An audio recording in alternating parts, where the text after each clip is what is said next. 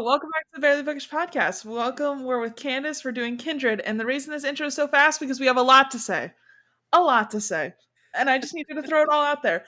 What? I hate it. I'm I, upset. I, wa- I want to like it, Rachel. I tried to like it. I want to like Yeah, it. I sat yeah. down. I saw Mhm, the trailer and I was like, mhm, oh my God, this mhm, trailer is my everything. They're getting everything mhm, right. They're hitting all the mhm, notes. Kevin mhm, doesn't have white hair and he seems kind of young, but that's fine. We're still mhm. moving. We still got it. It's fine. It's good. We're doing what we're supposed to do. We've got it. And then I watched it last night and I fucking hate it. Oh, I Yeah, hate it so much. I just keep trying to find like the grains of goodness in No. this. Yeah, yeah. I was when I watched it, I had noticed that you had not responded to me yet. So I was like, there's no way that they've watched it yet. Yeah. There's Yeah. no way. Because I No. know the second you watched it, I was gonna get some messages. Oh, So- Rachel. I looked at my clock when I was watching it and I was like, well, it's too late to blow Rachel up with all my thoughts. So I guess I better take notes. So I took a lot of notes and the notes are Mhm, also mad. So mhm, I don't, I have not, I have not been this salty about mhm, a piece of pop culture in some time. In mhm. some time. Like, for example, I have not yet seen Wakanda Forever because I have not gone to the movie theater. I am ashamed Same. to say that. I would have seen it in the movie theater if there were not a horrible raging pandemic.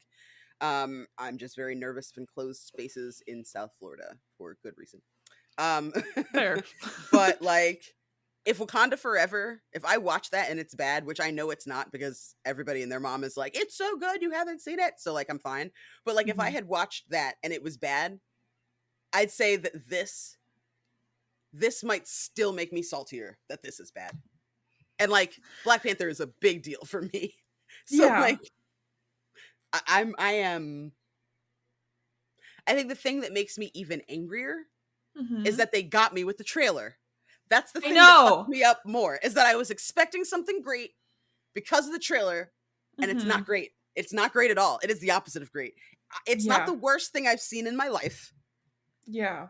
but it's based on one of the things that's one of my most favorite things in my life, which means that even being slightly bad is terrible. And Yes. this is way worse than slightly bad. I just okay. We're going to go through it in chronological order so we can all organize our thoughts together Mhm. because I don't know any other way to do this. Yep. So, all right, from the intro, the very first thing, which is normally the hospital scene, Mhm. Mhm. Mhm. we get her screaming about Kevin Mhm. and the cops showing up. And I from that point, I was like, that's fine. That's a fine change. It's a little different. It doesn't really tell us much, but you know what? I'm rolling with the punches at that point. I You was know what like, it told me though? It told okay. me that this is not a limited series. That's what it told me. The second that I saw her screaming for him, the police showing Mhm. up, her both of her arms attached to her body, I was Yeah. like, they're trying to angle for a season 2. They're not going to tell us the whole story in season 1, which is a shame because it's probably Mhm. not going to get renewed. They should have just told the Yeah. stupid story in one season and done a mini series. Like that would have Mhm. been transcendent to just do the book the way that it was written as a mini series within 10 episodes. They could have done that. They chose not to. Mhm. We are not going to get to the end of the season with like a finale. It's going to be a cliffhanger for season 2. Like I am 99.9% certain, and like that's why they chose to start it there so that they could stretch out the story, because the second you start it with her arm is gone, you don't want people forgetting from season 1 to season 2 that like Mhm. eventually she's going to lose her arm. You know what I'm saying? Like that's Yeah. too much distance for like the average casual viewer to be like, "Oh, she loses her arm." You know what I mean? Like even Game of Thrones will ping you like 2 times in a season about something before they resolve it in like season, the next season over. Mhm. Like they'll ping Mhm. you a couple of times first so you have that recall. And I don't think they were trying to do that here because in the book, I mean, the Yeah. book isn't super long. They don't need to do that. So that's what That's a good point. that beginning told me Yeah, that makes a personally. lot of sense. Yes. I didn't pick up on that, and now I'm like slightly more upset. I don't know. Yes. Okay. Oh my god. Okay. So then let's move to watching Dana through this whole house, okay? Mhm. The first thing we see is Dana having a gun in the refrigerator. Yeah, I have a lot of There's feelings about that. yes, because one of the big things is that Dana does not like guns. Or That violence at is all. yeah. So one, she is a single woman. Why does she own a gun? I would If love she, to know. And why why is it in is the it in the refrigerator? fridge? Yeah, I don't. What? Especially because by the time you keep watching the show, which again, we're doing one episode at a time, so I'm not trying to jump ahead or anything, but like Hmm. I watched episodes 1 and 2 in preparation for our call today. Hmm. Like, if there's a gun in the fridge and you're talking about the book and she's in the house and she's screaming Kevin and Kevin isn't there, then that means that that's the time that she left Kevin back in the 1800s. Hmm. So who would have gotten her the gun? Like, is there going to be a resolution to that? Is there going to be a scene where like Kevin's like, "All right, I have a gun and I'm leaving it in the fridge." Like, is there a scene Yeah, where like her I don't know, like who could have put it there? Like she starts having visions like immediately. There's not even any establishing time to like set up her life. yeah. The other thing I about the gun in the fridge is it supposed to be a joke about mafia ties? Because there's supposed to be like a thing that I've like been hinted to before, and I'm not very good with pop culture, so I could be totally off base. But Hmm. isn't there supposed to be like an icebox gun mafia thing? Isn't that supposed to be a like a stereotype of some form? Something? So I don't know. That's a very good question. I've watched a lot of gangster movies. Well, not like a lot. Mostly the Mhm. gangster movies that are also really good Italian family movies because Mhm. my dad is Italian. So like, Goodfellas, stuff like that. Yeah. Um, I know getting iced is a term that Okay. means that you're gonna get killed, right? You're gonna get knocked off or Hmm. whatever. Maybe that's But where that come like, from. I don't know about but that's what I'm saying. I don't know. Like, it could be. I might be ignorant on this. Like, I just because I Uh, don't know about it. I mean, it's not my priority to watch, Joe Pesci movies. No offense to him, he's lovely, but I'm just saying it's not my thing. I don't know. Someone tell us in the comments because I have no idea, but I Please, just remember hearing this. So yes, I don't know if that's supposed to be the thing and that's why yeah, it's in the refrigerator. Because, like, it could be anywhere in our house. I don't know why it has to be in the refrigerator. yeah. Me either. I don't understand. Like, why would you want to keep it in the refrigerator too? Because like, when you use a gun, like there's friction and stuff, and like I wonder if like keep if it's cold when you try to use it, if that like fucks it up. Like, I mean, I've only Yeah. gone shooting like 3 times in my life, so I can't. I am again not an expert here, Yeah. but like it just feels like a strange place to keep your stuff. Also, it's not like she's hiding it. There's like two things in a refrigerator. It's not like Yes. it's like, oh, let me move away the lettuce and oh, a gun, Oh like, no. Yeah. No. It's like right there on the shelf next to her milk and ketchup. or someone breaks in your house, you're like, do you want a drink of water? Ah! Like, That's the perfect place just, for it. yeah. Yeah. You show the burglar hospitality, and then you switch Hmm. it up. You pull a switcheroo on Yeah. them, and you get your gun out. I just, Listen, okay. listen, listen. So I'm still in this intro, okay? We haven't even gotten into the real episode Oh yet. my god. Oh my So god. then we got the police trying to bust down Dana's door. First of all, the police know her name already, which is Yep. strange. That's Yep. something you don't want. Yep. Well, so they say your neighbors made a call, Hmm. right? They put that out there. They're like, your neighbors made a call, Yeah. and we're worried about your safety. And she's like, okay, well, I'm fine. Please go away. And in my mind, I'm like, what kind of obtuse writing Yeah. is going to set this story up in modern times and have the police breaking into a black woman's house because they Hmm. are afraid for her safety Hmm. in the face of the murder of Breonna Taylor in Hmm. 2020, year of our Lord?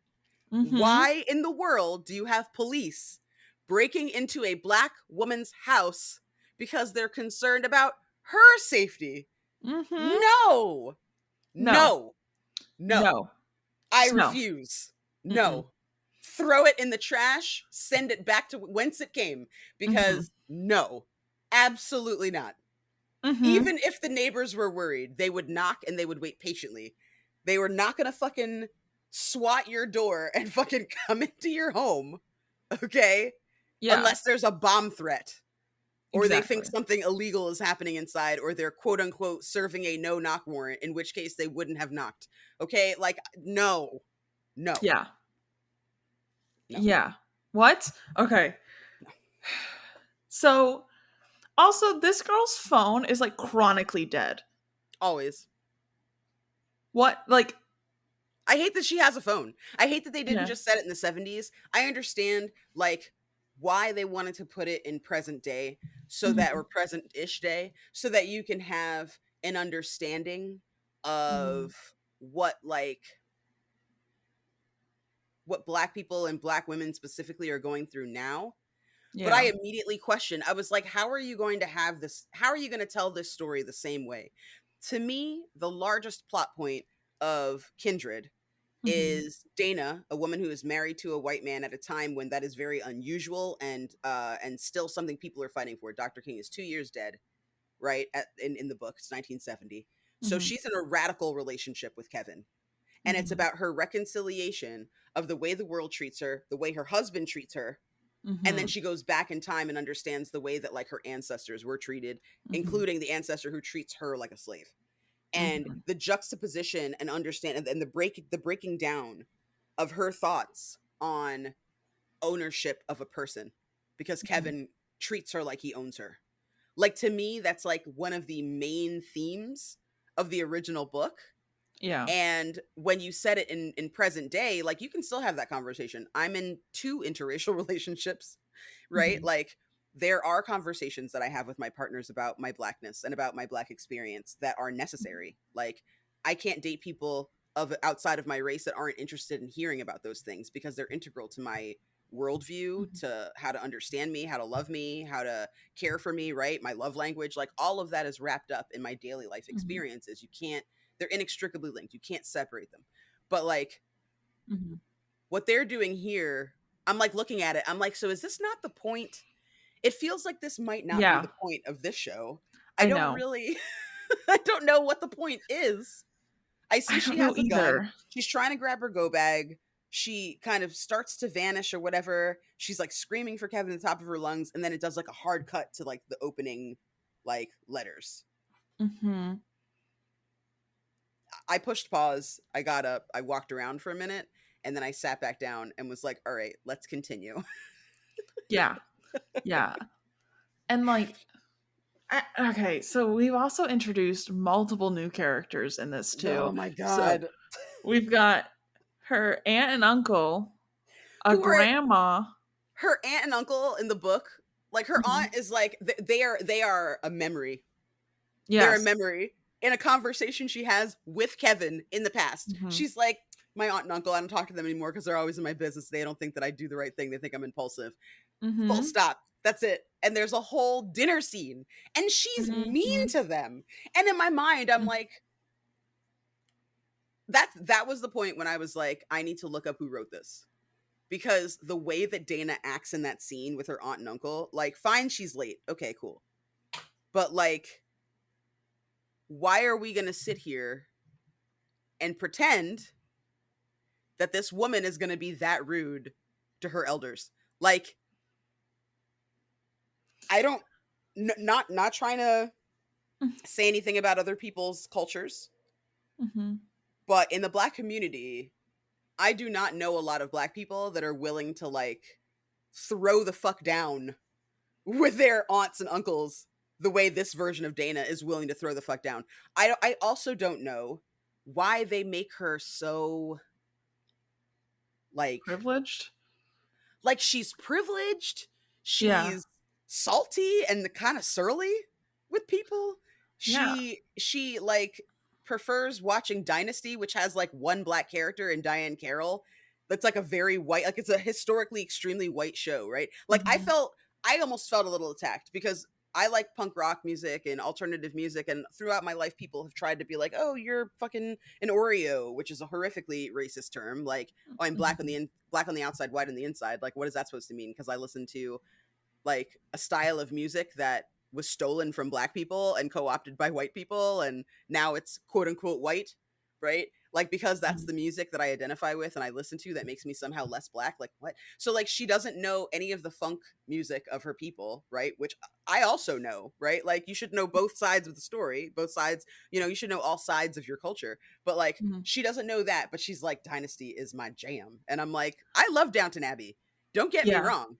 Like, I love me some Downton Abbey, but I'm Mhm. not going to be like, you haven't seen Downton Abbey, to like Mhm. somebody who's like not interested in watching shows that are completely about white people, right? Like, that's silly to be surprised. And like, she's kind of a dip.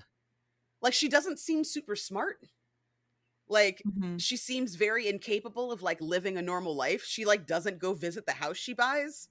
The fact that she's talking about the house at Yeah. the table with her aunt and uncle, my blood ran cold, because I was like, you moved to California alone. Mhm. You're not moving in with a man that you're Yeah. married to. You're Mhm. moving into this house alone. Mhm. What the fuck is this show doing right now? That's not the book at all. Like, what journey are we about to go through if she's moving into this house by herself? And then the waiter starts looking at her I with a know. with a cheeky grin, and I'm like, Uh-huh. this motherfucker. I'm like, it better not be I Kevin. hate him. It better not Oh, be I hate Kevin. him. Oh my god. Listen, I was like, Jason's like, is that Kevin? I'm like, it better fucking not be, because he has some dark ass hair with no salt and pepper or gray in it, no glasses. Okay. Mhm. And he is a very tan man. And he's got tattoos on him for some reason. And he's cheeky. So Mhm. for all of those reasons, he better not fucking be Kevin. And lo and Mhm. behold, he's Kevin. Mhm. And I'm Mhm. like, all right, all right, all right, all right. Okay. Yeah. We're gonna self-soothe. We're gonna self-soothe. Woosah. And we're just gonna see I what happens, know. Candace. It's gonna be all right. Maybe they're gonna flash forward to them being together for 10 years. Maybe that's what's gonna no. No. No. Okay, I have to mention here. While you were describing this, I just had what I would like to say is like an out of body experience.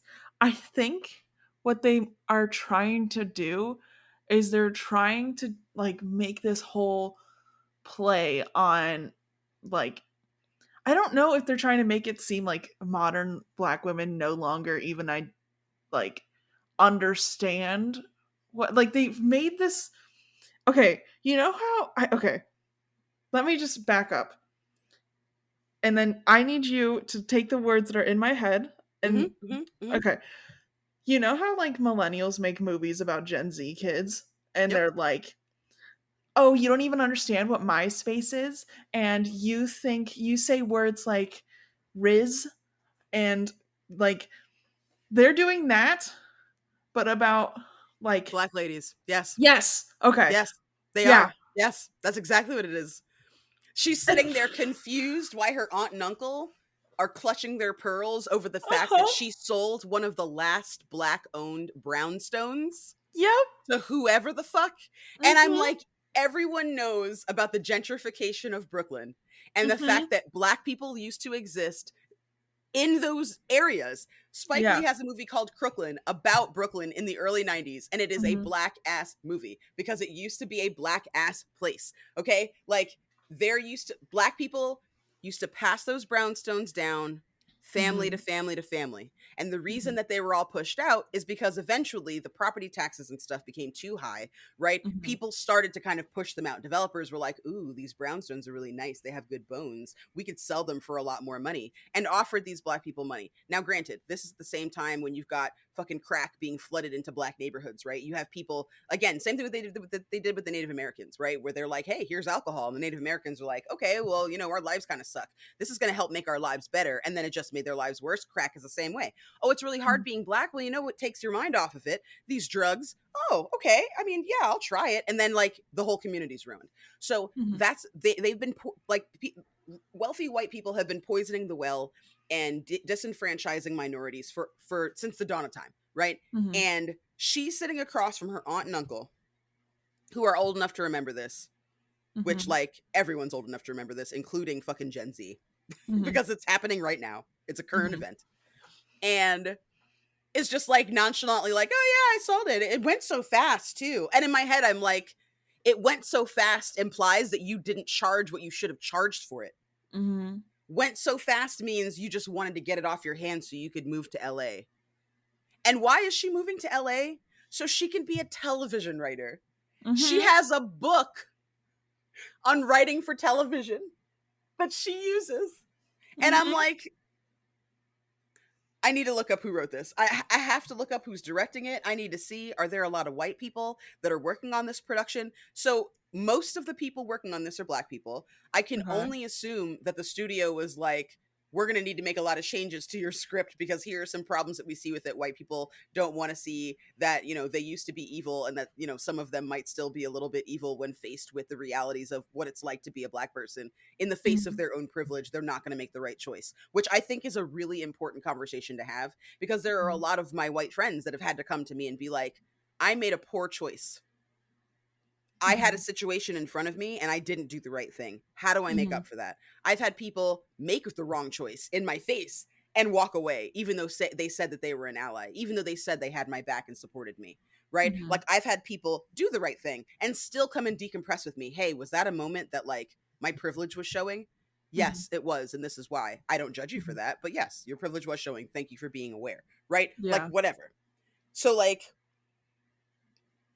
I can only guess that the studio was just like, this is too much for us. We can't handle white audiences can't handle all of this, and we need to like do something to market to them and you know because it's going to be a lot because I'm looking at the people. Jasnica Bravo, I'm pretty sure, is the person who did the Zola movie that was based off of that crazy tweet thread about the strippers in Orlando. I don't know if you remember that on Twitter. It was like I a big Twitter don't. phenomenon. Mm-mm. So, side note, it's a ridiculous movie. If you look up the history of it, it was Mhm. basically like one of the first like Twitter threads to like really take off.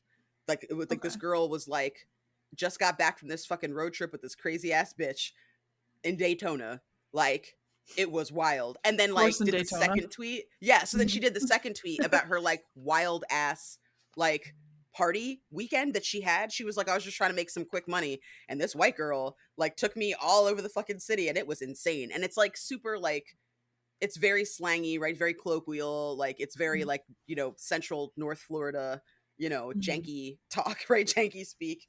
Um, and it's like it goes on for like I think 20 or 30 fucking tweets, right? Like it's like a big long thread of a story about this girl's wild weekend partying with this girl and she gets like locked in a hotel room and guns are drawn. Like it's crazy. Like What? it's like a roller coaster but in a tweet thread. And it was like one of the first ones that were like a big deal. So they made a Yeah. movie out of it called Zola and Jasnica Bravo, I'm pretty sure, is the woman who wrote and directed that movie.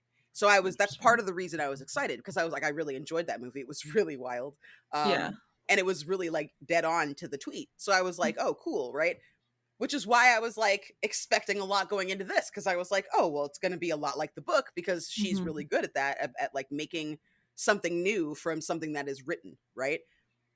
But like I'm looking at this and I'm just like, how did they erase all of her agency? Like Dana is a woman that is self-made, right? Mhm. Like she is a writer who takes these fucking bullshit jobs and like even the jobs, right? She's talking about how like, oh yeah, I moved here to try and be a TV writer. And like that's fair, but like why remove like all the other little jobs that she was doing that gave her all of the knowledge that she used when she went back in time? Because like the gig economy exists.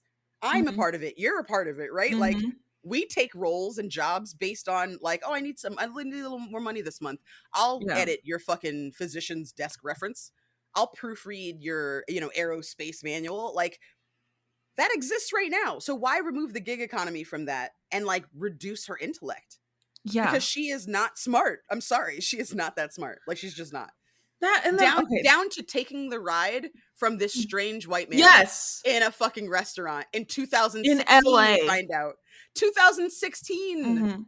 Like Mhm. Donald Trump is running for president and white people are tripping and you're like, "Yeah, I'm going to go home with this random white man in this restaurant." Literally. What? Literally. And then the other thing where she reduces her aunt and uncle down to him being a rich man and she was his trophy wife when her aunt makes money working as I think a nurse. She busts her ass as a nurse. Busts her Exactly. ass every time you see her aunt. She's like, "I'm off to a double." I'll work in a Yeah. double shift. And I'm like, so this woman, it's important to her to have her own money because if her uncle is rich, she doesn't need to work a fucking double. She works a Mhm. double because she's an industrious person. So I'm Yeah. just like why?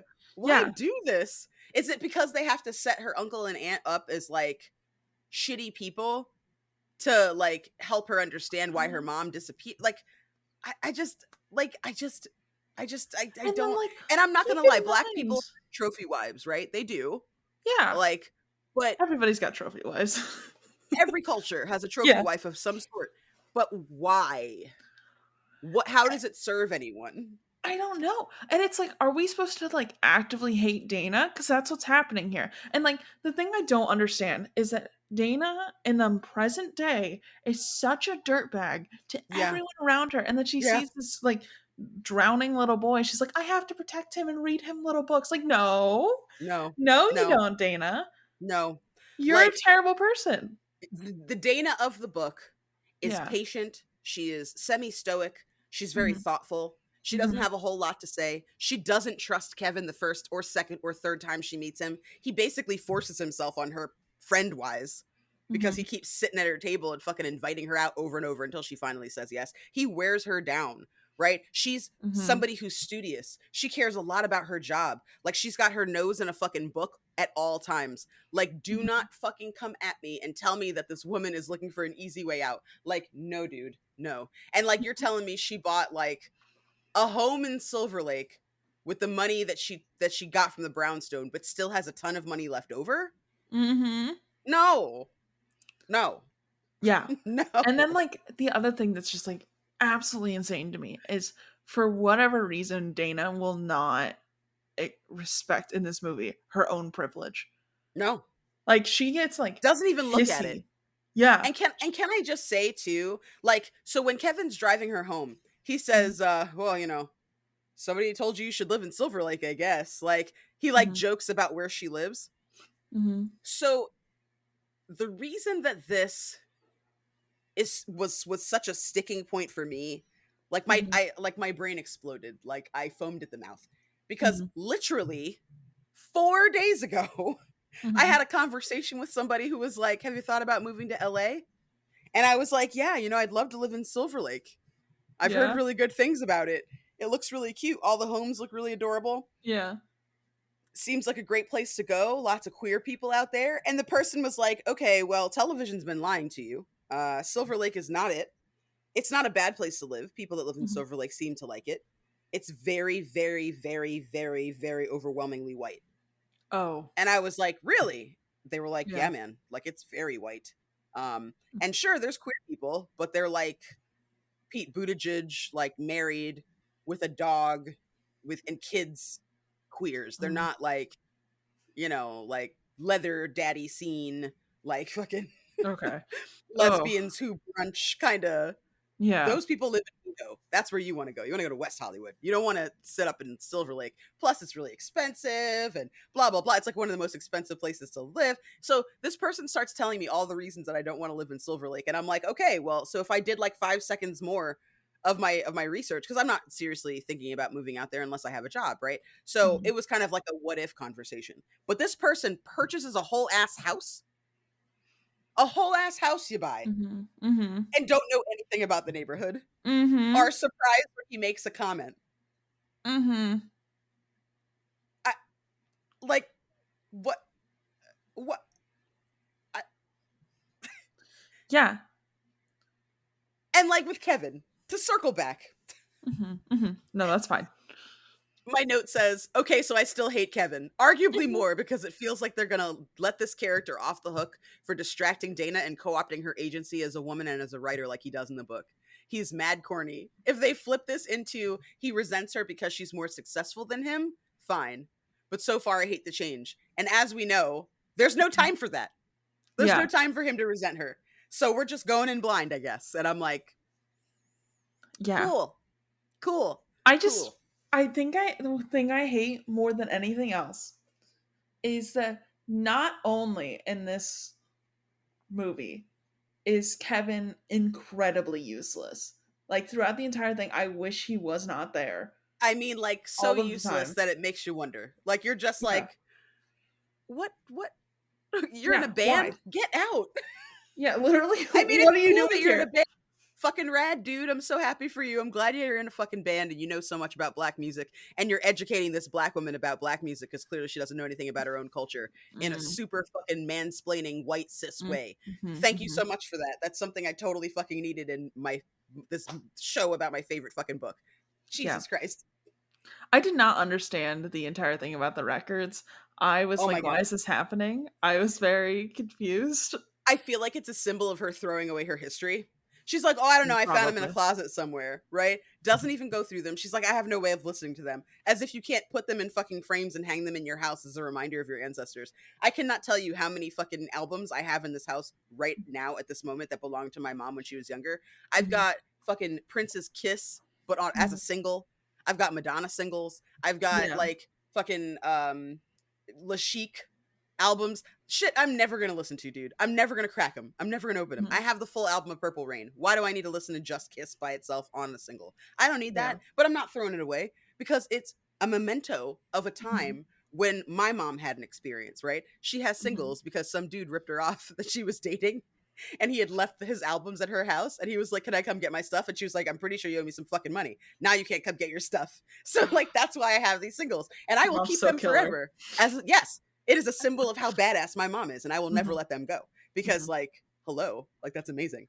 Right? Obviously. But like but like that's what I'm saying, like that's important and I get it, right? This is a person who was raised by her grandparents and her aunt and uncle largely, right? Because her mom died when she was young in the car crash that killed her father. So she was Mhm, raised with no parents. And I don't know mhm. if they're trying to say that people who are black people who are raised with no parents have no ties to their culture, but my mother was raised with no parents and she has Yeah. plenty of ties to her culture. My mom was in foster care pretty much her whole life. She lived Mhm, with her grandmother for a very short amount of time and she knew her dad, but he was not capable of raising kids. Like he just wasn't. mhm, He was a vet, he had PTSD and stuff. There was no way that he could raise my mom. So she was an orphan. Like she was in foster care her entire life. She had, good foster parents, she had terrible foster parents. With that all included in mind, my mom is an excellent parent. Like she's a really good friend. She's a wonderful wife. She's a fantastic sister. Like my mom, has her. I mean, everybody has their problems and their foibles, right?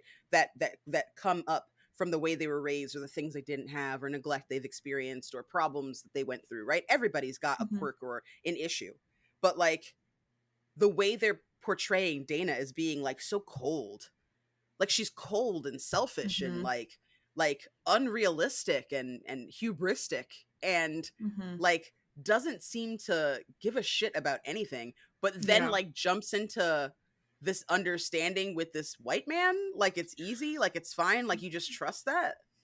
All I can think is that they're trying to make, like, her becoming more woke at the end, like, more of a change, but I'm like, it Yes. shouldn't be a change. No, because that's not even what it's about. It's not about her No. being more woke. It's about her understanding how her life and the way she lives it is irrevocably changed in the face of truly Mhm. understanding her history.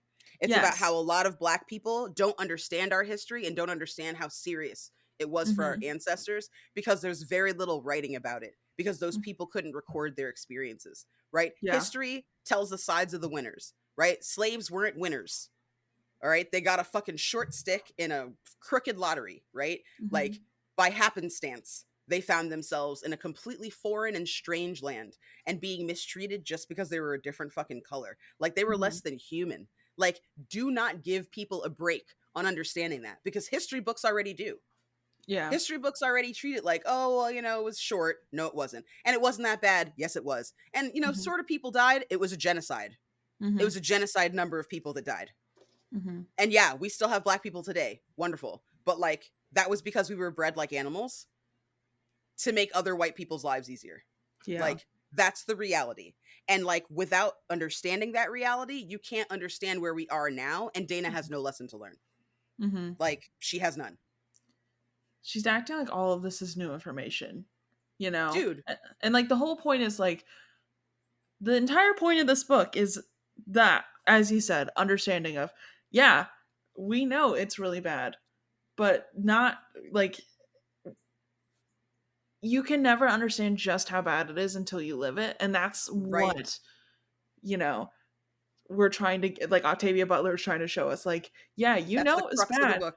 Yep. but it's so much worse, It's you so know? much worse than you could ever imagine because it's easy to like even the Holocaust, right? Even Mhm. other moments in history that were just awful, right? You look at Japanese internment camps, right? You look at Mhm. these moments in history and you're like, that was fucking terrible. I can't imagine what that's like. Mhm. There's no justification that happens for Japanese internment camps. There's no justifications, right, that happen. And I'm not saying they don't exist. Obviously, there are shitheads out there that are fucking conservative that are trying to act like they both were in a big deal. Like that definitely exists. Not saying that people don't try to like downplay their pain because they absolutely Yeah. do try to downplay the pain of Jewish people and of Japanese Americans. Mhm. However, there's not like a widespread, well, about those Yeah. that's okay to talk about in mixed company, right? Mhm. You might be able to say that to your shitty racist neighbor, but you can't just say that in the middle of the room and people aren't going to like attack you right away, right? Mhm. With slavery, I was taught in a classroom by Mhm. a teacher with a master's degree Mhm. that slavery was bad, but why would you destroy an alarm clock that doesn't work? Wouldn't you instead strive to fix it?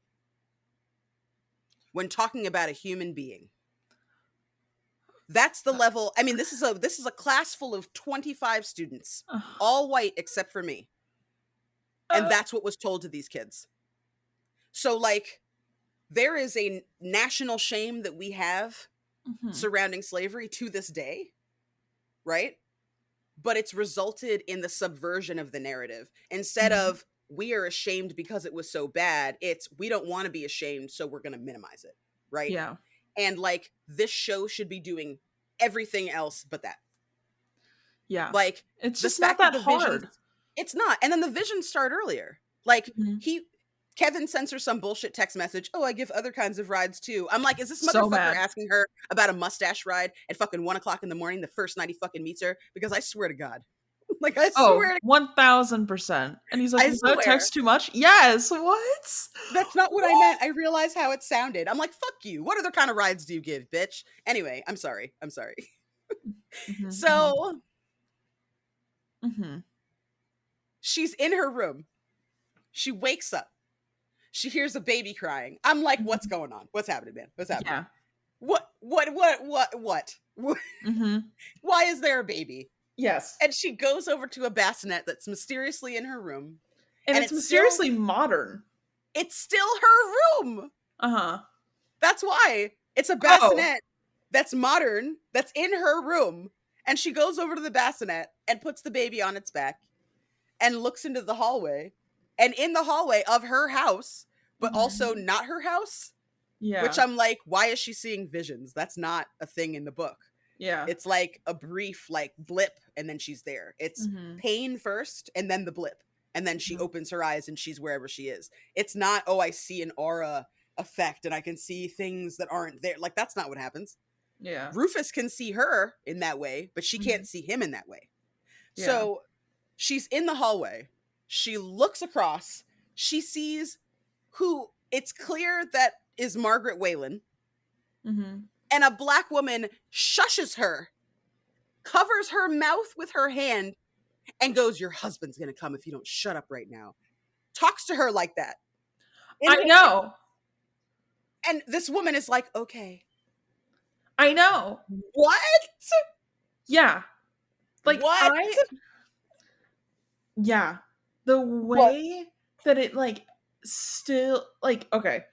We all know that enslaved people were not allowed to really talk, have any Like, conversation like and the way that they're like portraying like they can say like this group of people can say whatever they want when that is just so not the case, like they're like, really downplaying slavery in a yes, book about how terrible slavery was, and I'm like yes, what I just yes. no words like None.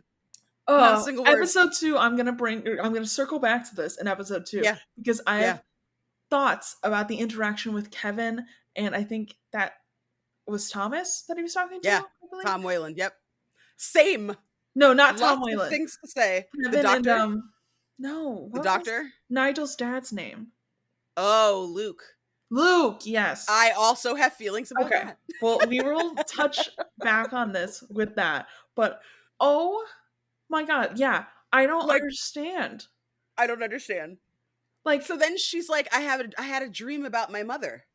And mhm. I'm like, what? What Same. are you talking about? You had a dream Same. about your mother? So the black lady is your mother? Like, are you seeing her visage? Like, what? So at first I didn't understand what they were trying to say. And as it kind of went on, I was like, no, please, no, No. please, don't, Yeah. please, don't, no, Mhm. please. Mhm. I just, I'm not going to Mhm. jump the gun because I know we haven't gotten there yet in our recap, but Yep. I have a lot of feelings about it. Me too. Hmm. Me Hmm. too. Hmm. Hmm. Okay.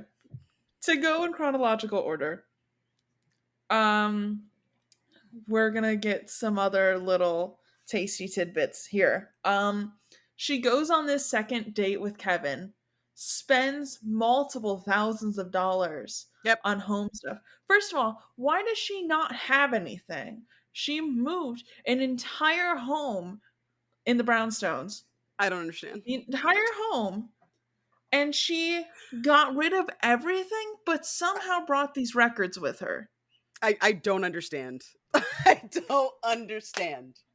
I don't Like, okay, understand. if you want The to, records like, and the gun. Don't forget the gun. yeah, if you want to be like, okay, our my stuff is still moving because Yep. you're telling me this girl got rid of everything from her family, Yep.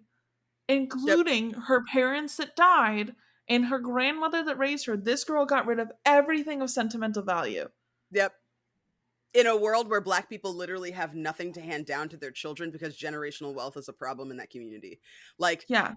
black people were released out of slavery with absolutely nothing. So all they had to pass down generation to generation were things that they specifically made, or that Mhm. they were able to kind of take from their master or their owner, it depending on whether or not that person was feeling generous. Like, they had nothing. So Mhm. generational wealth, we're like, when you consider how old this country is and when slavery was finally abolished, right? And when black people finally Mhm. like had rights, so like white people couldn't just like roll up on them and like burn a cross on their lawn and burn down their entire house with all of their stuff in it that they've worked their entire lives for, and then had to start all over again, like Black Wall Street in Tulsa, right? When you consider the hundreds of years it took for black people to like stand on their own 2 feet, like it's a miracle that we are where we are right now, number one. And number two, this Mhm. girl has no appreciation for that. Like, It's August Wilson has a beautiful infuriating. play called The Piano that's literally Mhm. about like the generational wealth that gets passed down in a family. Like, it's about a family, but it's specifically about a Mhm. piano and all of the memories that this piano kind of holds in it. There's beautiful Mhm. carvings about like escaping from slavery and stuff, right? It's a gorgeous play. Really great movie as well. They made like a TV version of it or whatever that was really Mhm. beautiful. But like, it's all about how black people haven't had enough to pass down and how younger generations need to understand where they come from. And like, with the amount of, this is the thing too, because she's only supposed to be 26, which is feet firmly planted in Gen Mhm. Z. I'm like, how insulting is it to black Mhm. women who are in Gen Z that they have no understanding of like generational wealth? They have no understanding of their roots and their history at a Yeah. time when Gen Z is like record highs of activism. Literally, I just Like, what? again, I have to say this like as, one foot in Gen Z, but I am obviously a white woman with privilege. I hate every time they put a Gen Z character in a movie because it's always like this. It's always like, oh, we don't understand. We don't, care about the world around us. And I'm like, I don't know who you're talking to. I don't No. know. Like, it's, oh, it Like, infuriates Gen me Z gives so so many much. fucks. You guys So give so many much. fucks. Like, y'all are trying to be real. And like, are Yeah. some of you out there fucking like still using Pepe the Frog? Yes. Right? Yeah. For sure. There are still some Gen Z that are like, it's just a joke. It's not really racist. There's some Gen Z out there calling gays fruits again that are themselves gay. Like, fruit is a term now that Gen Z apparently uses for gay people. I'm like, y'all don't understand. Fruit was bad for a long time. Queers in my age group, not a fan of fruit. It's not going over well for elder millennials or middle millennials. Okay. It's not what we're into. Like, it's rough. Okay. I'm not a Yeah. fan. Mhm. However, comma, Mhm. more of them are giving a lot of fucks, right? Like, most give a lot of fucks right now. And it's hard to give a lot of fucks. I get it, right? I understand Mhm. because it's hard for me giving a lot of fucks, and I am not fucking Gen Z, right? It's hard, but Mhm. like they still give the fucks. So have that represented here. Yeah. I have I to don't say too, understand. like, so I don't know if you know who X-ray specs are. Mm-mm. Okay, so Kevin is, let's see, Kevin. They say it's 2016. Mhm. Kevin's 34. So Kevin is my age Okay. because I was 34 in 2016, I think. No? Oh, Dana wouldn't be Gen Z then. She's too old. Well, she's 26 in 2016. Because But they're 26 right now also is Gen Z. also that's true. That's true. So Yeah. she's young millennial. Never Mhm. mind then. Erase all of that Gen Z talk. Still praising Gen Z because awesome. But 2016, Yeah. that was 6 years ago. Oh my So god. Kevin, yeah, Kevin is 2 years older than me. Mhm. So right now Kevin would be 40. And I have to tell you, I take the utmost offense Mhm. that this woman doesn't know anything about the funk albums that she put out on the curb, but she also doesn't know who X-Ray Specs are. I'm like, pick one. Do you not listen to any music, or do you like country? Like, what is it that you're on? Because X-Ray Specs, and this is what I'm saying too about like the Easter eggs. It's clear that somebody took care Mhm. to like really think about this character, because that's the shirt that Kevin is wearing Yes. on the date. Mhm.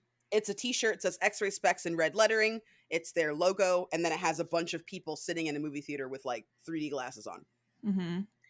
X-Ray Specs is a band Mhm. from, I believe, the late 70s, early 80s that was a major punk rock band. Mhm. Woman fronted. The Mhm. lead singer of X-Ray Specs, her name was Polystyrene, right? Mhm. Polystyrene as the last name, It obviously a sounds stage name. familiar, but I don't know. Yeah. So Okay. polystyrene Mhm. was one of the, like, I mean, if you know anything about punk rock, you know that polystyrene was there was a biracial black woman Mhm. who was the lead singer of X-Ray Specs. And it was revolutionary because it was like a reclamation, like back when, like, you know, Bad Brains is another example, right? The reclamation of punk rock for black people, right? Mhm. There's lots of black punk rock bands now, but for a while, like, it was kind of hazy, right? There weren't so many of them. So polystyrene was a big deal, not just because, like, again, she's like also like the patron saint of like the Riot Girl movement that popped up in the 90s that was like the third wave of feminism, right? Like, she's a big deal in the black community, but she's Mhm. also a big deal in like the feminist community. So I'm looking at this and I'm like, so he knows X-ray specs. He knows polystyrene. He's aware. He's Mhm. wearing the shirt because he's a Mhm. woke dude. Obviously, he's like a woke, cool white guy, man. And I'm like, Mhm. I am going to explode. Yeah. I am going to just immolate. Mhm. Um,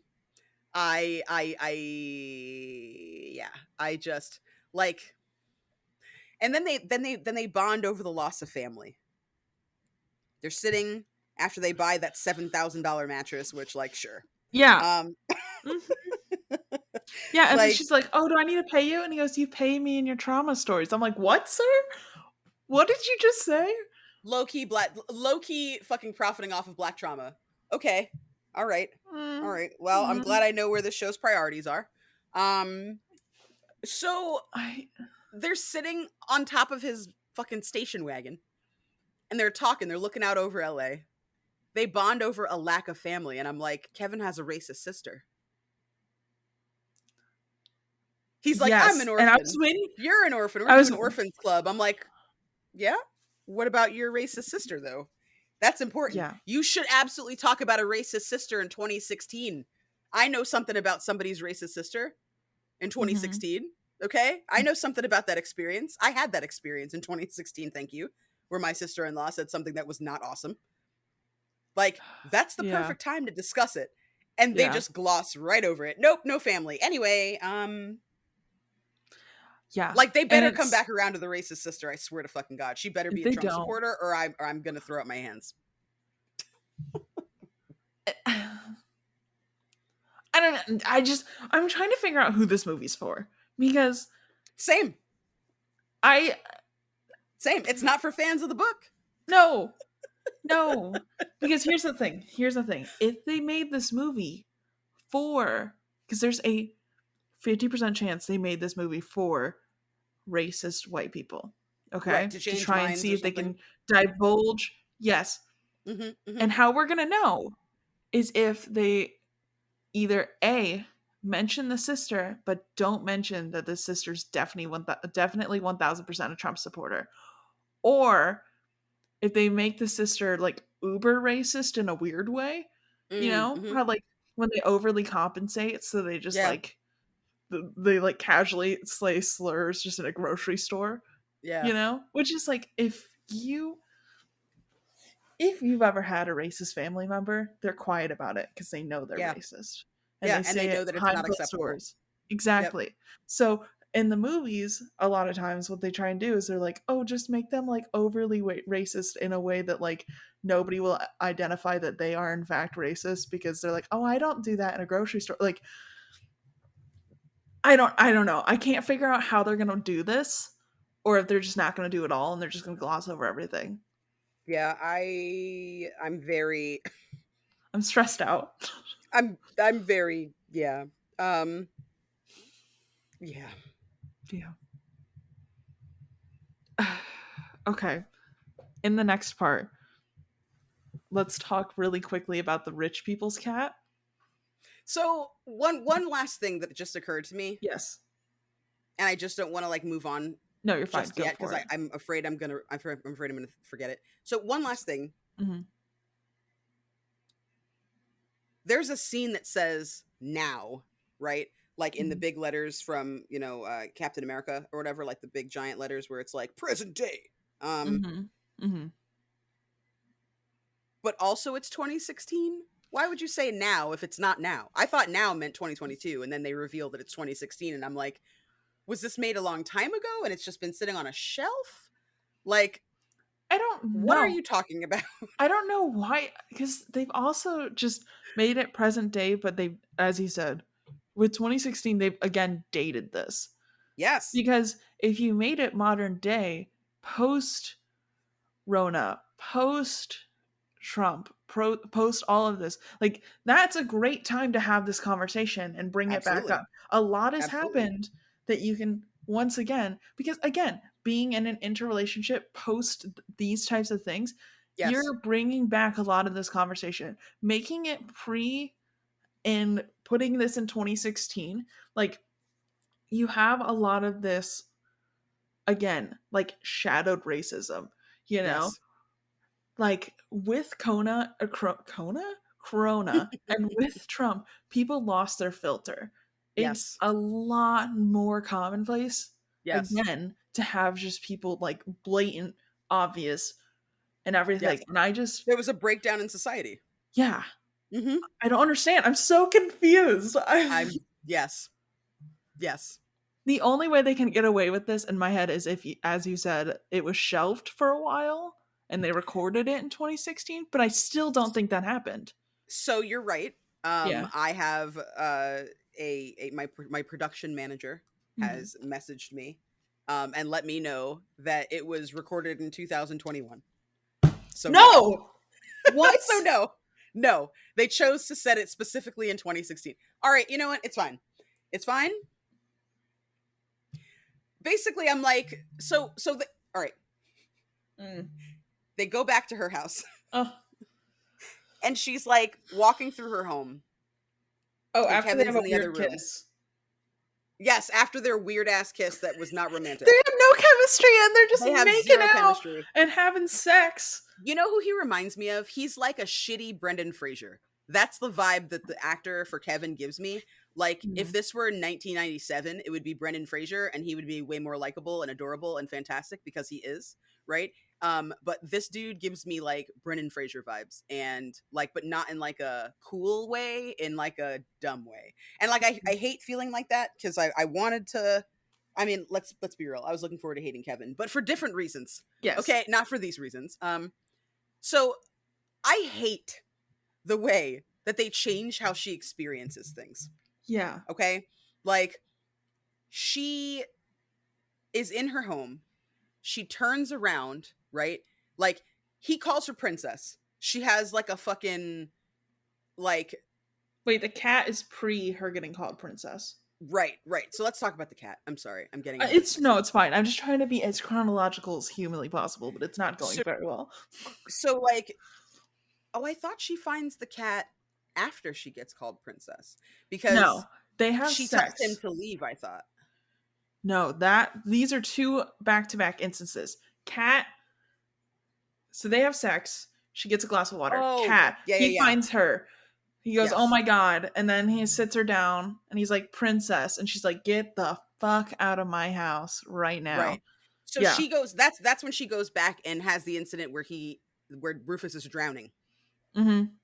That's what Cat and happens. drowning. Yes. Right. So she gets up, she goes to have a glass of water. I think like everything weird kind of happens to her, like while she's standing, like I think in her kitchen or something. She's Yeah. always like, what the fuck? And like she starts seeing a stream, like a Mm-hmm. river and fucking Mm-hmm. rocks and trees. And I'm like, what is happening right now? And she just finally like goes, ooh, and she's like back in time. And I'm like, With a why cat in change her how she arms. experiences things? Like, Yeah. why change how she experiences things? Like, in the book, it is a brutal transition from Mm-hmm. our time, from her time to the past. It's sharp, Yes. it's sudden, it hurts, right? It's painful. The reason for that is because it's a symbol of how much this is taking from her, right? Mm-hmm. Like pain is time. Pain is Mm-hmm. really time, right? Time that you could be spending doing something productive, but instead you're like, ow, fuck, this hurts, right? Like Mm-hmm. pain leaves an indelible mark on you, on your Mm-hmm. body, right? Like people who are chronic pain sufferers, like that's a way of life for them, right? So when this woman just experiences pain out of nowhere and she knows she's going back in time, part of that symbolism is she's not just experiencing the pain when she gets there because it's an inherently painful time. She's Mm-hmm. also experiencing pain on the way there. That much of Mm-hmm. herself is being sacrificed for this shitty boy, right? Like Mm-hmm. that matters. Mm-hmm. And instead of that, they're just like, oh, shrug. She sees some visions and then all of a sudden she's back in time. Like, what? Like Yeah. something is taken from her every time she travels back in time. And that's important, They're acting like you she's know? getting period cramps too. Yes. She like doubles over. She's like, like Like Midol no. commercial period cramps, not even Yeah. like the serious ones. Yeah. So And then so then she's like, I just and then the worst part too is it also gives her time because one, she's supposed to be this empathetic person. It would give her time to be like, "Oh, don't touch anything, release everything. Let me grab my bag really quick. Let me yep, also take my shoes on." Like she has yep, time. She has about 10 seconds. yeah, Whereas it's supposed to be sudden, immediate. If you were on the floor, you're still on the floor, you know? yep, yep. And You have no time to move or change anything. It just happens to you. yeah, and I Because again, it's hate about it. removing agency too. Like, yeah, Yeah. she's still in the show, she's still forced to go, but with Mhm. that announcement of, well, it's coming soon, like you Mhm. said, she can get prepared. She can crawl to the other room. Like, all she's got are these signifiers of pain. And that matters even more because those Mhm. pains keep her from being able to crawl to the other room. They keep her from being able to like grab her bag. She has to do that through this pain. It is an active effort for Mhm. her to like claw her way to like what she needs, right? Mhm. Like, it's desperation. And like Mhm. removing that just cheapens the entire experience for me. And then like she's back in time. She sees the boy in the water. She pulls him out of the river, right? She's not particularly nice to him. No. Like A drowning child. she's like, "Hello? Are you all right?" Like very like smack smack like wake I up know. like, and then Margaret comes up, doesn't attack her, Yeah. Chillin'. just screams like she's losing her mind, like she's just like, hysterical, but she's Mhm. not attacking Dana, doesn't call her the N-word. Mhm. Tom doesn't call her the N-word. He just points the barrel of the gun at her and she's like, no. And she goes back, right? Which, yes, that's what happens in the book. But Mhm. part of the reason Dana knows something is up is A, the way they're dressed, and B, the way they talk to her. Mhm. She's like, what the fuck where the fuck was I? That's how she starts piecing things Yeah. together. Because she's like, that was a different thing. I don't know. That's not just a different place, it's a different time. And they're already poisoning the well too, because this isn't the first time that she goes back in time now she's seen that lady before with the baby, which I'm Mhm. like, why introduce a scene before that? Like, I she's don't know. supposed to have that bewilderment intact when she comes home. Yeah. So like she pops back in to reality, Mhm. Oh, there goes and gravity. she, she's like she's like, what the fuck just happened? Mhm. She's confused. her man runs in. Dana, what happened to you? Like, the are man you she's okay? got one date with. Okay. Listen. So, oh no, he's still in bed. This is what I'm saying. They fucked this all up, dude. I know. So she blips back into reality. She's like, "Oh my god, what the fuck just happened? She's This is nuts." screaming against She's a screaming. wall. Yeah, against She the has wall. she has no cat. No cat. This And then poor she goes cat. like, so then the guy comes in and he's like, "Oh, are you all right? Is everything okay? Calm down. Hey baby, it's everything. Everything's going to be fine." Sits her down in the bed, rubs her back, tries to like be sweet to her or whatever, right? Mhm. And then he's like trying to comfort her. And in my mind, I'm like, okay, so in this brand new ass relationship, right? Mhm. With a white man, this Mhm. brand new relationship is just gonna last through them being like transported back to antebellum America. This brand new relationship with this white man is going to flourish Mhm. in within this trauma. You're telling I'm me that this telling girl's gonna you. fall in love with a white man Yeah. during this time, Yeah. not Okay. struggle to stay in love with a white man during Uh this huh. time, which Uh is what the huh. book is fucking saying? Like, what? What? You're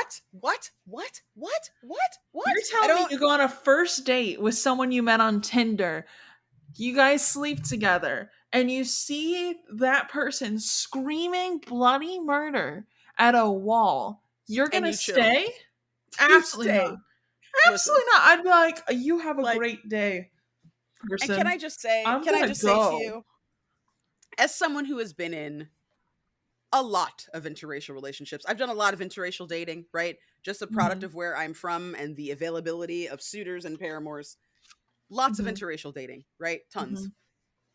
I'm going to tell you this right now. If I had $1 for every time somebody rejected me because they just didn't see themselves as a black girl. If I had $1 for every time someone asked me, "Do you date white guys?" If I had $1 for every time someone was like, "What is that you're putting on?" Because I have a bonnet before I go to bed.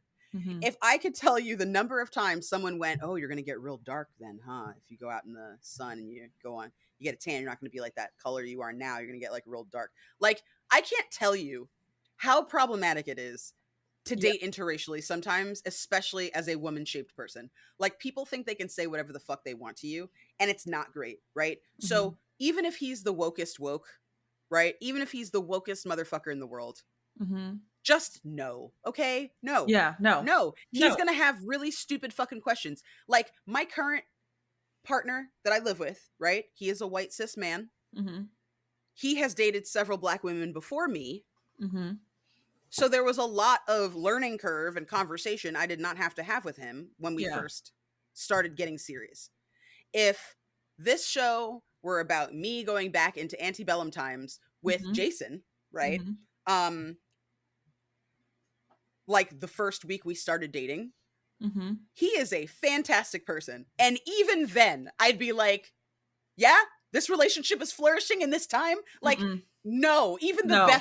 even the best white man No. would be very hard pressed to go through this Mm-mm. experience with the Mm-mm. woman he just met. And I don't know any black woman that would be like, you know what I want? This strange white man to come back with me Yeah. to fucking, granted, is he a shield for her? Which, would I have seen him as a shield?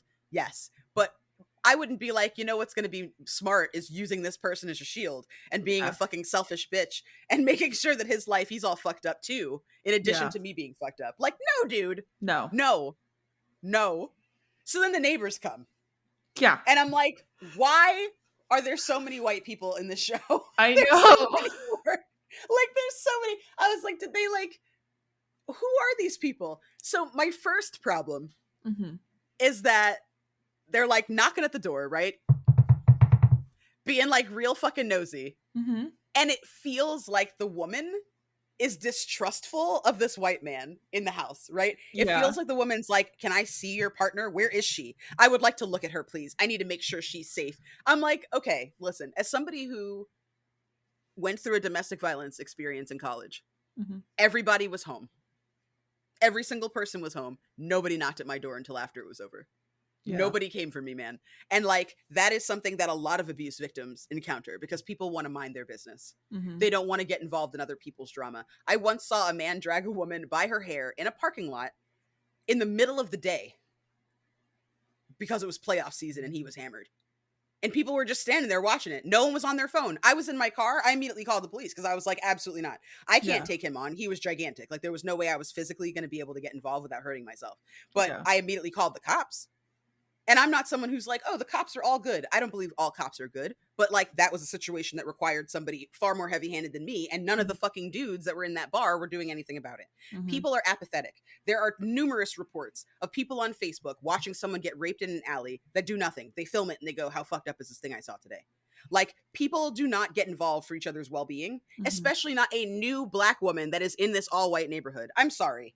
If they came Mm-mm. over because they were annoyed that this new Black neighbor was making so much noise and they like wanted to get to know them better so that they could, quote, you know, be a little bit more like, quote unquote, understanding in future, or if they wanted to come over and like peek around her house and be suspicious, cool, I would buy that. But like, them coming over because they have such a strong sense of duty and dignity and the Mm-hmm. well-being of women, no. And then they bring up the cat. I'm like, okay, cool. Like, y'all lost your cat. I get it. You know, you have a problem with that. That's good. Um, you should look for your cat, right? But they're looking at him like he's a monster, Yeah. like I like don't. he's the bad guy, and I'm like, I don't buy that. I don't buy that. I'm I sorry, know. I don't buy that. There's a He lot doesn't of look hardcore or scary no. enough for A lot them of to be like, suspending of she's in disbelief here. danger. Yeah. Like, I mean, come on. And then the whole interaction of him being like, they know where I live now. You freely gave that information. If someone Like, I shows up on just, my door and they're like, who are you? I'd be like, mind your fucking business and get yeah, out of my get away house. from my doorstep. Yeah, leave, please. Yeah, I'm what? fine, thank you. I'll be quiet in the future. If you have a problem, call the cops. Like, get out of here. Yeah. Like, so then he's like sitting on the bed with her. He's trying to calm her down. He's like, "It's okay, baby. I don't care. Like, you know, things are gonna be all right. It's gonna be good. Don't worry." Like, rubs her back. "It's okay, prince. I'm my little princess. Why are you Yeah. calling me that?" So she has that fight with her aunt before she goes to buy the mattress. Hmm. Right? Her and her aunt have it out. Her aunt like basically is like, "Listen, like your mom and dad left you with nothing. Like I've always cared about you. The reason that you got the house is because I signed on for that. I already have everything I need. I don't need all of that." Which like was fucked up to realize that like cuz in the book I always thought her uncle was her blood relative, not Hmm. her aunt. Her Yeah. aunt is her father's sister in this show, Okay. which I was like, so why does the uncle care so much about how she uses her money? Like, what Okay. does he Also, care? quick aside about the uncle that I already forgot. Yeah, It upset me that the uncle is a retired cop. agree, agree, agree, agree, agree, agree, agree. I'm like A in the retired cop who is Black and rich. yeah.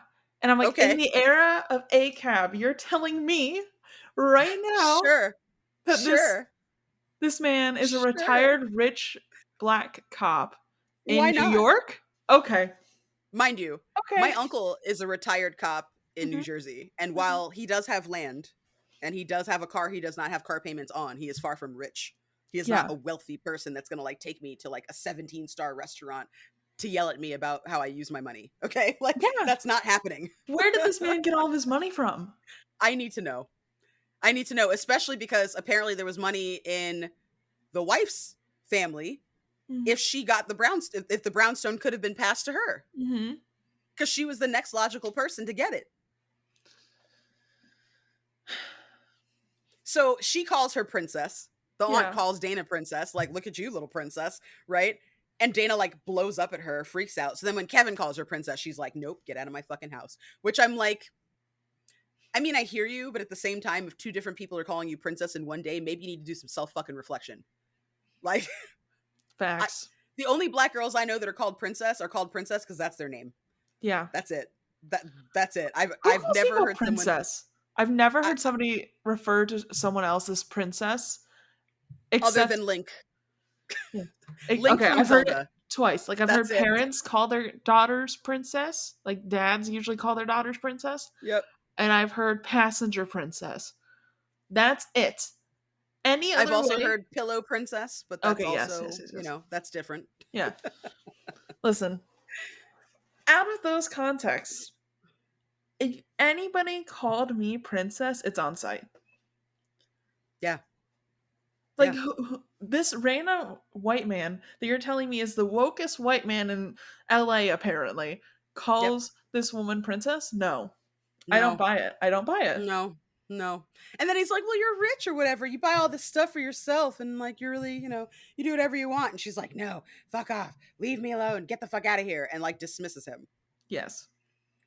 But then has her moment. Has her fugue state. And like, can I ask a question Mm-hmm. with no hint of irony or being, I'm not trying to be smart with it, okay? It's a Okay. genuine question. Uh-huh. In a world where Home Alone exists, Mm-hmm. why would you have someone screaming, "Kevin!" all the time? Why would you do that to your movie or your Yeah. show? It just doesn't. That would be like if I were making a dramatic scene in like, I don't know, A Clockwork Orange, and it was Mhm. like a really serious like TV show version, and I just for some reason had the main droog Alex go smoking for no reason at all. Like that was his catchphrase that he did every time that he like busted into somebody's house to like wreck shop and rob them, right? Like that would be ridiculous. That would be so Mhm. stupid. Like it's a pop culture staple. Everyone understands Smokin' is from The Mask, right? Everyone understands Kevin is from Home Alone. Mhm. Like, why would you do that? That's all I'm seeing every time she screams it. I'm just like, you should have done something else, man. Have her scream just in general. Yeah. She wouldn't even need to scream Kevin if she was in pain when she left, because she'd just scream and then Yeah. she'd be there, right? Like, I just, I don't understand. It's dumb that it's a new relationship. They're having Mhm. this like basic ass argument when she fucking vanishes and he sees her vanish and he's like, "What the fuck?" And he's like all disturbed. Like, Mhm. I'm not gonna lie to you. If somebody just vanished in front of my eyes while I was in their house, I would not stay because I would assume that I too will vanish momentarily because it's probably the Correct. fucking house. I'm not assuming she's a time Well, traveler from the fucking past you or saw him future. grab his Like, shoes in the because second he's episode. right. He He's gonna grabs his leave. shoes and he goes and gets his keys, like, gotta get the fuck out of here, right? Which Which I like would. that is the one thing I agree with. That's the Yes. one thing I agree with, right? So then, like, we flash into the scene. The room is burning. I'm like, okay, here we go. Here we go. We're back in the book. We're back in the book. We're good. Mhm. Because, like, Mhm. again, I'm still rooting for the show at this point.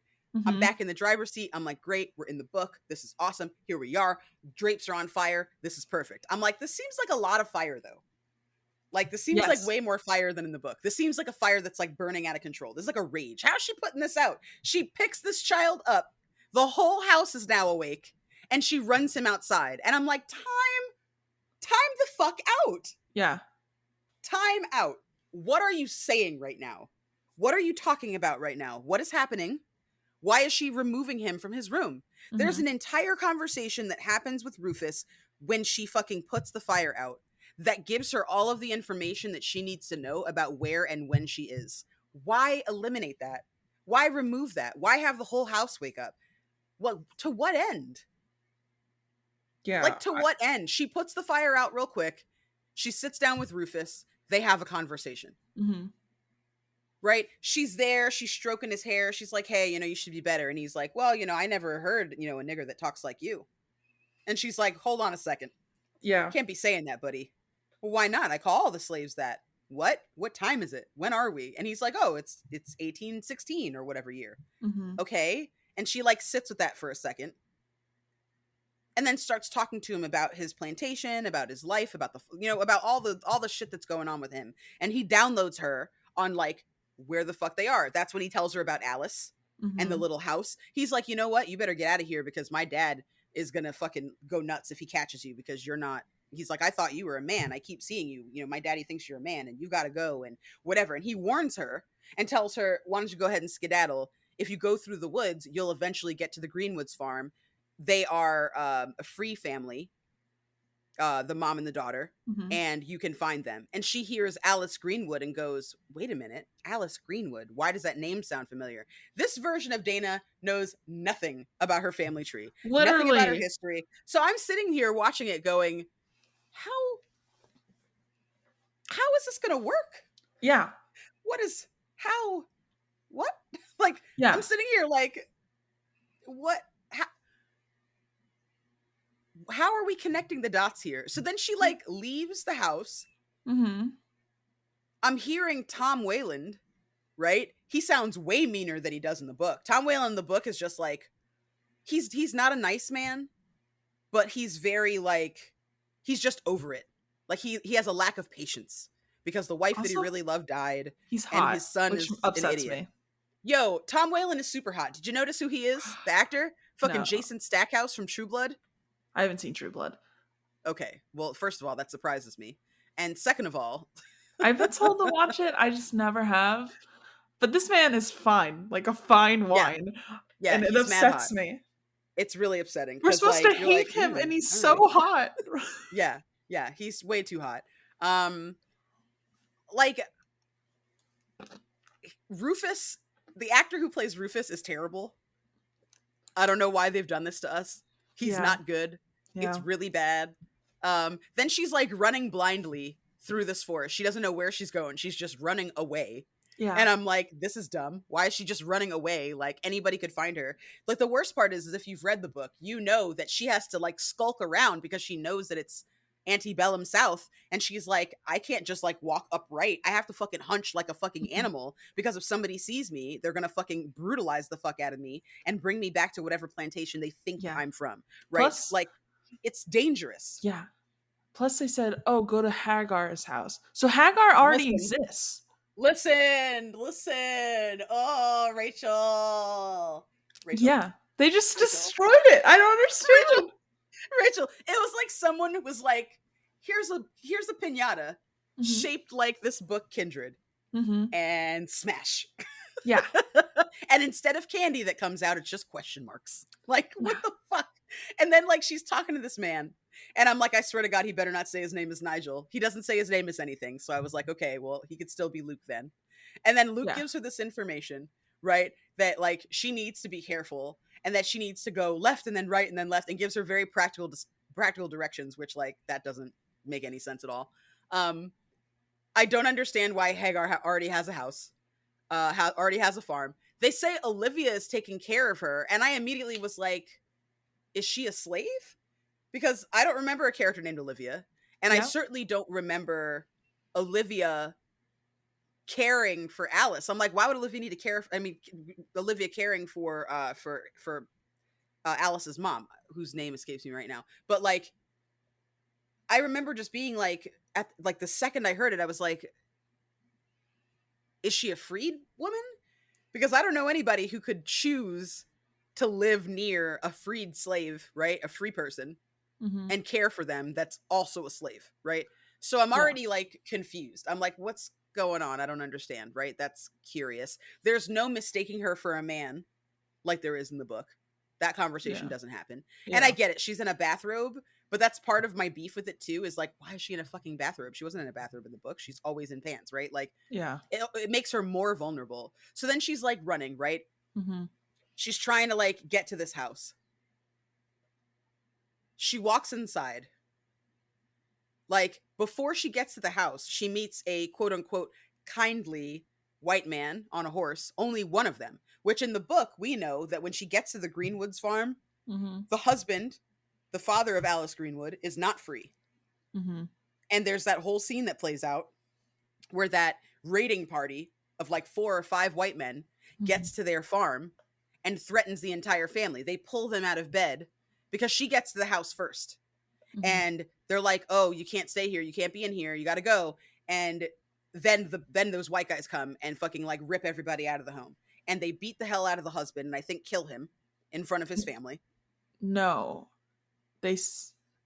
That is. They don't kill him. I'm pretty sure they sell him because they bring him back to the farm. They beat Well, him, and then I know they brutalize him while he's naked. That part I yeah, remember. yeah, and Yeah. then I'm pretty sure they So sell him. right, because they sell him away from his family. Yeah. Yeah. So, like, they beat the shit out of him. Hmm. And then they turn to beat the shit out of Dana because they think Dana is a man. Hmm. So they're like, well, here's a fucking another one. And that's how she gets sent back in time, right? Hmm. How she gets sent back to her regular time. But here, instead, she meets this white man who obviously is being real creepy, Hmm. right? Is obviously kind of, being like just too nice, but then immediately is not nice anymore. Yeah. And I'm like watching this narrative, like, what is happening here? So then she gets to the house, Hmm. gets to the fucking Greenwood farm, opens the door, and her mother is inside. Yeah.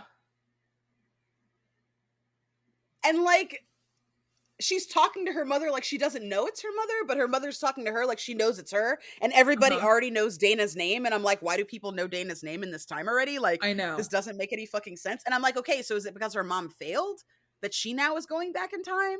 Is her mom supposed to be the original Dana? Like, what is happening in I this don't book right know. now? Like, I Like, don't what? understand. Like, why make these changes? Well, then it's like, is this a Right? curse that's been Like, passed down through your family? Like, did your grandmother experience this? Like, why is it starting at your mom and then happening to you? Like, I need to know. Especially because the aunt suggested that mental illness might run in their family. And I'm like, okay, to what degree? yeah, Because her aunt only knows her mom because because her brother fell in love with this person. It's not like her aunt knows her mom. Like, I think her mom and her aunt went to like college together, and that's how she met yeah. her future husband, right? But like, even that's not, it doesn't make any fucking sense. And then Mhm. like, she's talking to her mom about like the car accident that killed her father, and I immediately went, okay, so that's how they're going to try to incorporate moments that we don't get for Dana and Kevin. Because one Yeah, of the arguments that Dana and Kevin have is Kevin's like, no, we've got to leave, come on, we've got to go. And yeah. Dana's like, if I'm driving a car, like, and I vanish, like, the car will crash. Or if I Mhm. come back to the car, when I blip back, I could just be in the road. If I come back to the same place that I vanished, like, Mhm. I don't know how this works yet. I'll just be in the middle of the road and someone will hit me. Like, I Yeah. can't be in a car when I vanish, right? So then, like, that's the story of the mom. The mom is behind the wheel Mhm. and the dad is in the passenger seat. She vanishes, the car crashes, her body's never recovered. Right? So I was like, okay, fine. Like, they didn't say that in this episode, they reveal that in the next episode, but like, Mhm. I immediately connected the dots because obviously I love this book. And Yeah. I was like, so is this what they're going to do? They're just going to like jam little bits and pieces in wherever they can and just shoehorn it in so that like they're like crossing their T's and dotting their I's, like, I guess. and then they'd like prefer to have a scene instead of the brutalization of a black man that's based on historical facts, and then the brutalization of a black woman who they think is a black man because she has short hair and because she's wearing pants, Mhm. right? Instead of that, they felt that it was better to have one white man seemingly succeed at raping her. Why is there a Yes, rape scene in this show? There's no rape in the book. I And I mean, know. if there's rape that's discussed in the book, they tell you that Mhm. that happens to people. And it But gets for Dana, close. she is right, but Dana's never raped in the book. So why? And like the way that it happened too, they're like showing her face and she's terrified. And you hear the man like undo his pants and you hear him make like a grunt as if he's inserting himself. Yeah. And I'm like, so is he actively raping her right now? Is that what I'm looking at? I Why don't is this fucking necessary? I don't know. And it's like the thing that's just strange to me is they like downplay some things and like turn up the volume to 1,000 on random other things. Like, what? I don't understand.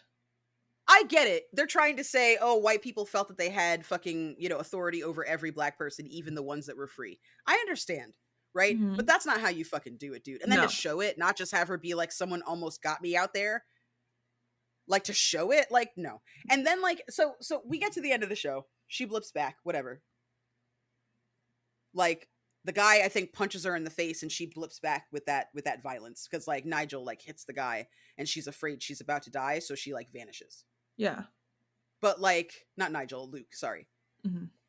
I feel like what this show is doing, it feels like this show is trying to continue in the vein of like a Jordan Peele movie or a Lena Waithe movie, right? Where it's like black horror, Mhm. like Them or Us or Get Out or Mhm. Bad Hair or one of these movies that's come out recently that's about black horror and black trauma, right? Mhm. I feel like what they're trying to do is make this a horror movie. Like the way that it's shot, the way that the scenes are, the way the camera is like kind of shaky Mhm. sometimes when she's running, like it makes it feel like they're trying to make a horror show, like this is a horror show.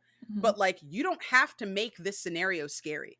It's scary Mhm. because it's scary. It is Yeah. inherently scary for a black woman to find herself teleported to the past, to the 1800s, where she has no agency as a woman, no Mhm. agency as a black person, isn't supposed to know how to read, is too smart for her own good, doesn't know how to not look people in the fucking eyes, right? There's a whole litany of issues that are Mhm. just part of who she is as a woman in 1971 that Mhm. she is not allowed to use in 1816. And it's all about her trying to reconcile the past and the present. Like, that's the point. That's horrifying. I Mhm. mean, I would say for you, if tomorrow morning, and we talked about this in our analysis, right? Mhm. You were like, if tomorrow morning I woke up and I was transported to the old country where my great grandma's from, right? If Yeah. I were transported there, like, even if you had a really beautiful family and you had like a house that wasn't terrible and like you could probably live comfortably there, right? Even Mhm. if it was the best case scenario, it would still be scary. It would Yeah. still be what the fuck, right? It would still be huge. It would still be a gigantic departure, like from your reality. Like that Mhm. reality shift is scary. When something Mhm. happens that makes us question our reality, that is the definition of horror. Mhm. Like literally anything that makes you go, wait, what? That's horror. It doesn't matter if it's not like slasher horror, right? Or if it's not, you know, like sci-fi horror where there's an alien chasing you to like operate on your insides, right? Mhm. Like it doesn't matter the situation. Horror is the discordance between what we know to be true and what we are experiencing. Mhm. Monster under the bed, what we know to be true. It's probably nothing. But also there's scratching nails under my bed and I don't know what it could fucking be. That's Yeah. horror, right? And so like trying to make something scary that is already inherently scary, that has scare built into it just by virtue of the situation feels cheap and it feels Yeah. demeaning and it feels disrespectful. And like I feel terrible saying that about something that I know Black people probably lovingly did, right? They probably took a lot of care on their end anyway to like try to make something good. But Mhm. like, I gotta tell you, first episode done and complete and over, strong disapprove, Yeah. heavy dislike, hard pass, very upset. Gonna continue watching it to the last episode, Mhm. but it will be a struggle for me. Well, because I'm even Like, trying to like, I'm trying to, because at this point, by the end of episode one, I'm like, all right, we've thrown the book out the window. So I'm I trying, mean, as episode two, and when we get into it, I'm going to talk a lot about it as I've been trying to now divulge. This is its own thing. Okay. yeah, It's yeah, no longer a retelling, it's more of a reimagining. yes, Even as a reimagining, it's awful. It's not good. yeah, It's not well no, done. no, because it's not saying anything. No.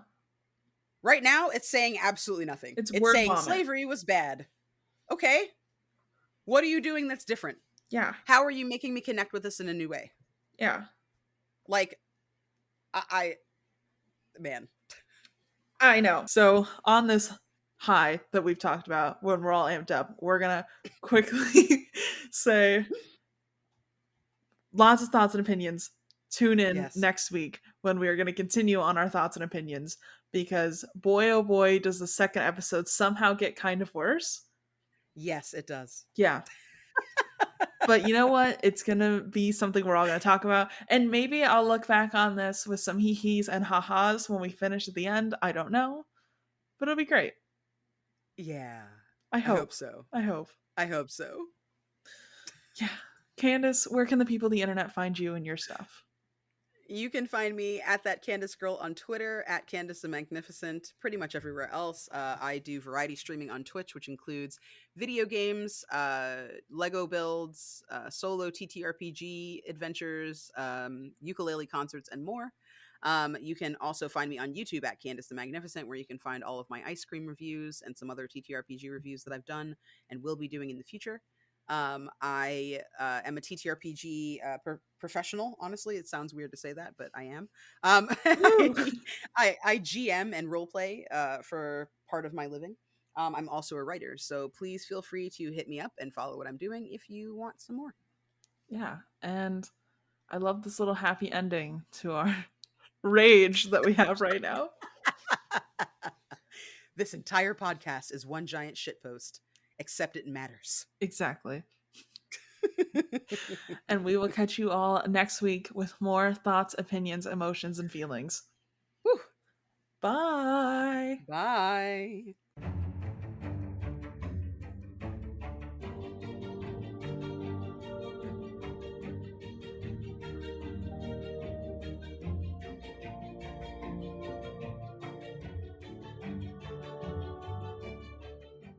Thank you all so much for listening to this episode of the Barely Bookish podcast. If you want to find me, I am at Barely Bookish on everything. I'm on TikTok, Instagram, Facebook technically, but like don't follow me on Facebook because I don't really post on there. And I'm on Twitter until it dies, inevitably. This probably won't age well, but that's fine. And I also have a Patreon, so if you consider joining, you can join for as low as $1 a month, and you get access to a lot of cool exclusive stuff. But we're gonna keep going with all of the all of the Kindred TV shows, and then we're gonna move into Interview with a Vampire with Candace still, so that'll be fun. You're gonna get a lot of fun Candace content, which is great, because they're great. But that's all I have for you all. I hope you all are enjoying these episodes. Our logo is designed by my little sibling Sarah. Our theme song is by Raphael Crux, and I'll see you all in the next episode. Bye!